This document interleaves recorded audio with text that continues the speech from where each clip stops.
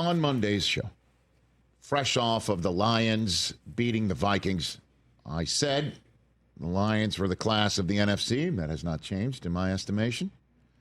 I also said Jared Goff was the clear most valuable player of the National Football League. And if you run back that video, you will not see me having my finger on the chess piece. But we can always delete that. No, it's not deleting it. I had my finger on a chess piece,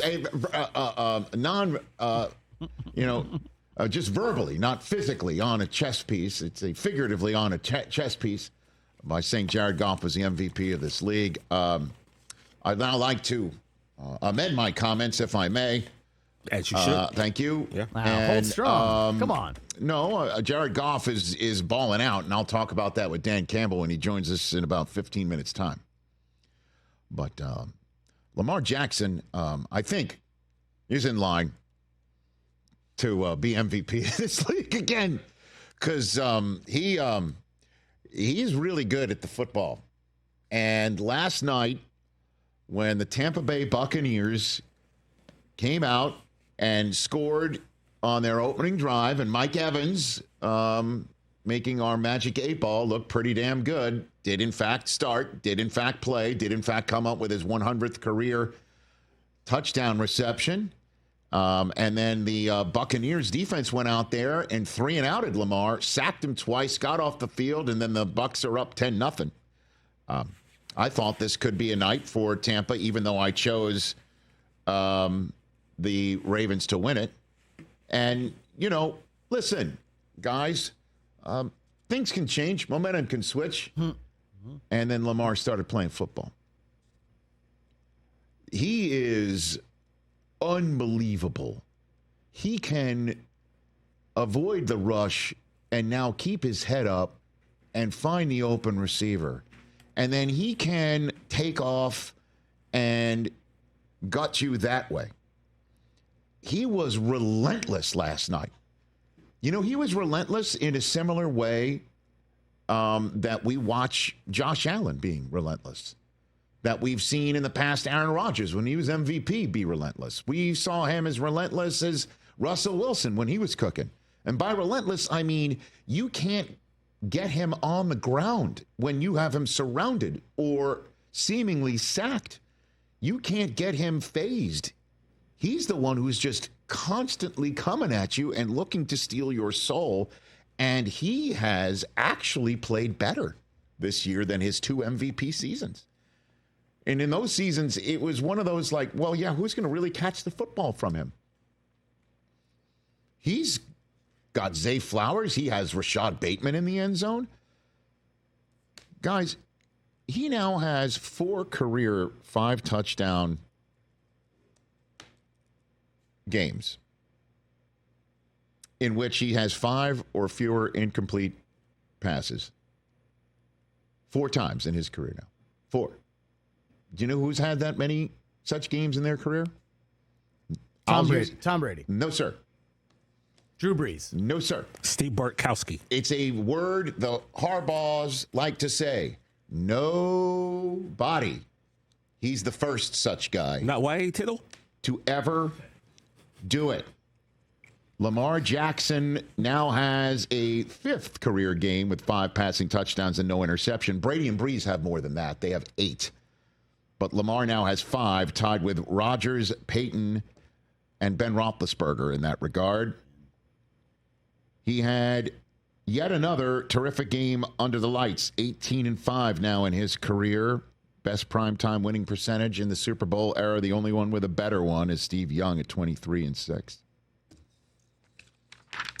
John Harbaugh had this to say about Lamar Jackson after he personally, in the first half, destroyed the Tampa Bay Buccaneers last night. He's the ultimate competitor. There's no question about it. I don't know if I've seen a better competitor than Lamar Jackson. And I've seen some competitors, some great competitors, but he is in that level with the greatest competitors that I've ever seen. Maybe the greatest. We'll see. Just amazing. And I'll say this here too. watching him perform as an MVP last year and then raise his game this year. And we'll discuss in a second why his game might be a little bit raised as well. And I think you might know where I'm going with that one, right? Right. But after 17 for 22, 281 pass yard, 5 passing touchdown, 0 interception, 158.1 passer rating game on Monday Night Football against the Tampa Bay team at 4-2, that is the only team to have beaten the Lions this year, in Detroit, by the way, too. And what he looked like last night and what he's doing again this year. First time Ravens have ever dug out of an 0-2 hole with a 5-game win streak, too, by the way. And so what he's doing in terms of his value and showing out how he's most valuable again. And in the spirit of the fact that another NBA season is tipping off tonight, the worst take I've ever had in the history of this show is that the Miami Heat should not trade for Giannis Antetokounmpo, right? I think that's in the clubhouse, right? It almost made my head explode. There may be a new one in the fact that when Lamar Jackson was in fact available to be had in this league, when he was saying, I'm holding out on the Baltimore Ravens and I want to trade, and I sat here and said, the Jets and nobody else should trade 2 first overall picks for this guy. That may be up there as one of the dumbest takes I've ever had on this program. Because right now, if anybody went ahead, and now listen, the Ravens, and again, I'll say in a second why obviously this is a great spot for Baltimore to have him and why he's in a great spot with Baltimore. This said, I don't know if he would have had the same success had Atlanta gone and done it, what a lot of people thought they should do, and that what they were apparently considering doing before Arthur Smith said, the Arthur above the flow chart said, let's not do this. Right. And the Jets, who were, kicking around Derek Carr and then Aaron Rodgers as Lamar stayed put. All told, I don't imagine anybody, if this was the guy that they were going to get, would be missing any first-round selections by this point. Nope, already forgot about him. Because he's just out of his skull. That's how well he's playing. And this is exactly why John Harbaugh, when Lamar did ask for a trade, as Harbaugh's butt hit the chair at a press availability at the owners' meeting. Remember that happened? That it looked like Lamar hit send on that public request? Yep. Why he said nothing, and the Ravens kept everything in-house. Now, you did hear stuff about Lamar's work ethic and eating habits and all that sort of stuff, but that is long gone. Long gone. And yes, it does matter what might happen later on this postseason when rubber meets road and Lamar's going to have to win or go home game that, he has struggled in his career. But it will definitely help to have a Hall of Fame running back at that point in time, because that's what the Ravens have. In a first half where Lamar was just going off, and it was only 17-10. They scored 17 unanswered points after the Bucs scored the first 10 unanswered. And then they got, a field goal to go up 20-10. Then Derrick Henry takes over. And what they've got in Derrick Henry is the guy who, through 7 weeks, leads the NFL in carries, rushing yards, rushing touchdowns, and 100-yard games. Did I miss anything? His 873 rush yards through 7 games of the season is his best such mark through 7 games of a season in his career. So the idea of marrying Derrick Henry to the Ravens rush game with Lamar Jackson meeting him at a mesh point seems to have been a very good idea. And the days of us wondering through the first 2 weeks of the season of do they know how to make it work in this offense, that's long gone too. The Ravens through 7 games, the first team to average 250 yards passing and 200 rushing yards in the National Football League through the first 7 games of a season. How do you like that, Apples? Right there. Period. No one's ever done that before. Lamar and Derrick Henry together. And how about this stat, too? How does Derrick Henry potentially help Lamar? Here you go.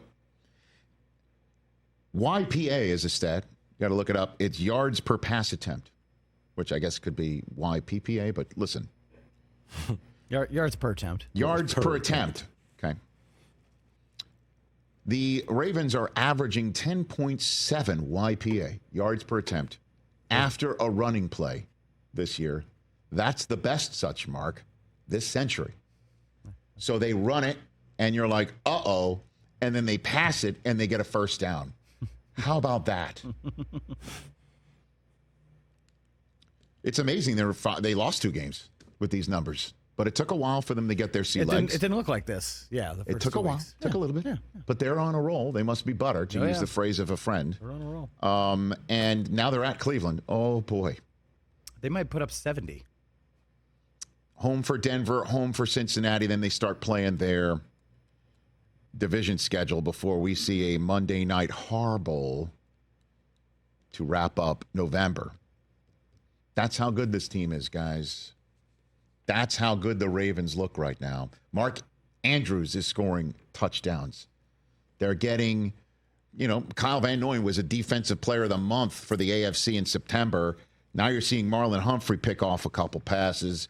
Roquan Smith, as we all know, is a wrecker of games and, unfortunately, for the Buccaneers, ankles. And that's how good the Ravens are. They just showed it last night in 4 quarters of football. Yeah, they're really, really good. Lamar is really, really great. But cool. I need to see it in the playoffs. No, I know that. And that's an absolute... He's really fun to watch. He's so dynamic. But it's like, what happens in January? Where is that guy in January? Well, that guy's got 22 this time around. And I don't mean to say it, but you have to keep reminding it. You have to keep saying it. I am sorry. Jerry Jones brought it up today, apparently unsolicited in his Tuesday media session that he normally has locally on the radio. Derrick Henry would absolutely be looking great next to number 4, and whatever ails the Cowboys would be better in the regular season. And when it all comes down to it, rubber meeting road, it's 20-something degrees out. You want to tackle that guy? Unbelievable. When he gets ahead of steam, 81 yards last night, it looks like a cartoon. He looks like the biggest road runner ever. You just again, you hear the whoosh noise. Meet. As he runs down the field at that size and that speed. He's the anvil that falls on your head. He's right. He is, from the Acme tool company. Yes, sir. He can be both, actually, the road runner and the anvil. Yes, indeed. Yes, indeed. I mean, again, that was last night. That's my take of what I saw from the Ravens last night. Catch the Rich Eisen Show every single day on the Roku Channel, 12 to 3 Eastern, for free.